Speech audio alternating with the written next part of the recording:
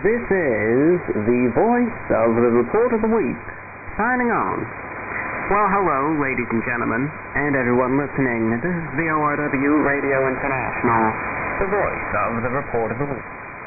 It is Thursday, the 28th of September, 2017. So you also may be listening to this program on Sunday, the 1st of October, 2017. VORW Radio International is a light entertainment program which features a mixture of my talk and commentary as well as listener-requested music. VORW Radio International can be heard online via TuneIn Radio, on your phone via the TuneIn Radio app. Programs can also be heard on demand via SoundCloud. Our international listeners may hear the broadcast on the international shortwave frequencies of 11,580 kHz, 9955 kHz, 9455 kHz, 9400 kHz, 9395 kHz, 7730 kHz, and 7490 kHz. No matter how you're listening, when you're listening, or where you're listening from, I wish you good reception conditions, and I hope you enjoy this broadcast. Well, it is fall, though it doesn't feel like it for me. As a matter of fact, it was a very warm day over here. But it is fall indeed, and fall is a nice season. I always enjoy spring and fall. Two my favorite seasons. I like every season. Every season I feel has its benefits and its drawbacks. The fall is nice, and though they say fall is in the air, it certainly isn't here, as it was 90 degrees today. But it'll come soon enough, and you'll notice a temperature drop. If you haven't noticed it already, it'll come in due time. Anyway, I hope this last week for you has been a fine one. This last week for me has passed by very quickly, but indeed it wasn't a bad week at all. It was a week of several realizations, and it wasn't a bad week by any means. It was a bit of a productive week. Just figuring out a few things, getting some things back on track, sorted back out, and all was well in that regard. So it's a good week, a little bit of a semi-productive week, and a good one nonetheless, and I hope yours is fine as well. The only thing that I've been doing now, besides from recording this broadcast today, I was trying to find some new three-piece suits. Because I've been developing a sensitivity to cold temperatures, and despite the relative warmth outside, I know it's going to get colder, and anything below 72 degrees is, I don't know, it feels cold.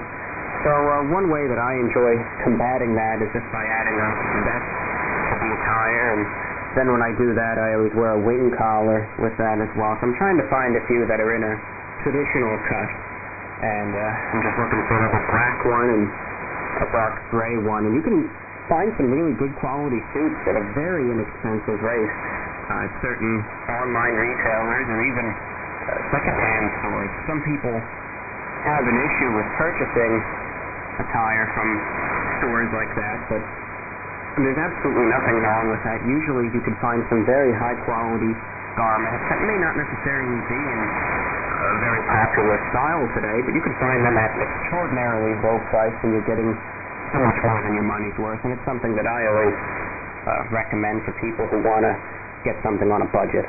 But anyway, that's a little bit of off-topic discussion there. When I think about what I want to talk about at the beginning of each show, sometimes I'll plan it out in advance, and even the day before, I will scan through the news headlines, I'll listen to various broadcasts, read some newspapers, magazines, look for trends or issues to discuss.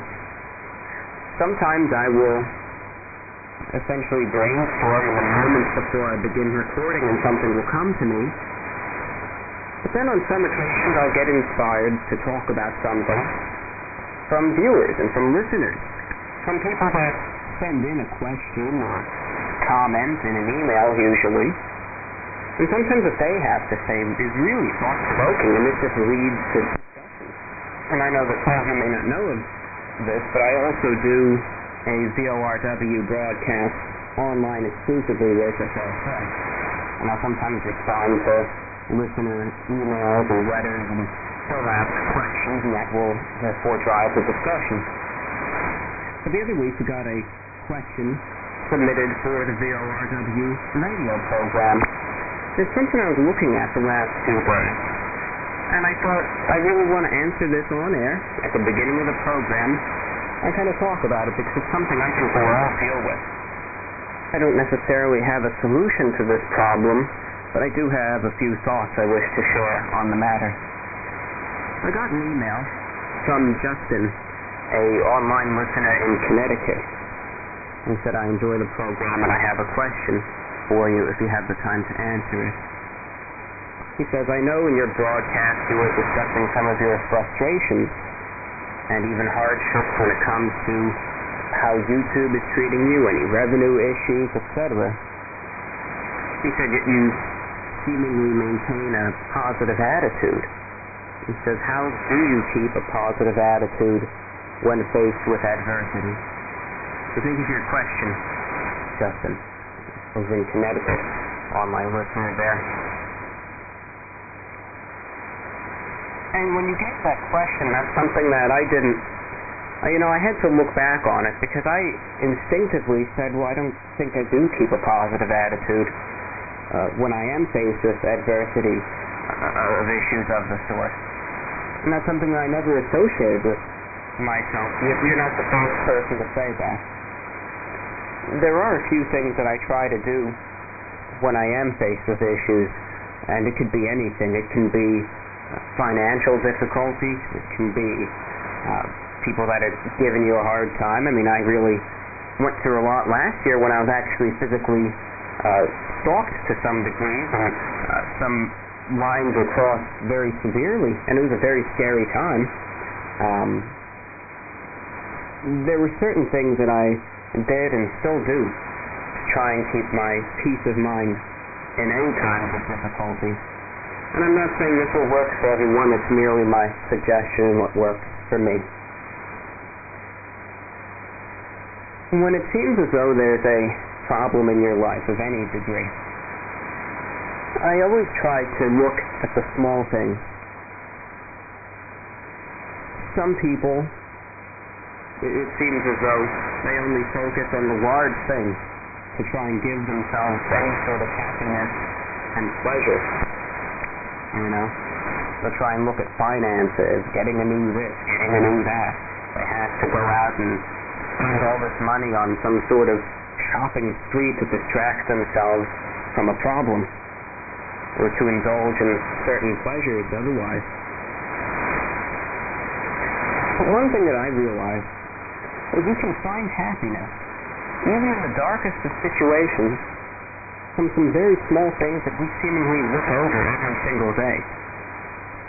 For instance, if you're just walking to your car in the parking lot, it seems as though there's nothing to it. You're just walking to your car, and that's it. You're just going to get in the car, that's all there is to it. Sometimes just stopping, just looking around you, just enjoying the atmosphere. May not seem like there's much to enjoy initially, but you can find things to. Might be a pretty day today. Might be a pretty sky. Might be a beautiful sunset that would otherwise be overlooked. Maybe just enjoy the fresh air. The birds chirping, the freshness of the outdoors. It can be something beside that. You can get yourself a simple meal and just indulge in it. Just enjoy a small meal. That's all it takes. Listen to your favorite song, or enjoy the company of those around you. Things that a lot of us take for granted every single day, but sometimes it takes stopping and just observing for a moment or two to really appreciate the smallest things in life. And I know that whenever I have my frustrations, my difficulties, and sometimes I feel down because of it, admittedly, sometimes stopping and just observing and enjoying those smallest things in life. It's not going to be a solution to your problem, but sometimes it helps you cope with it and deal with it better. And it's something that I find is overlooked so much because you see it every single day, but sometimes it's not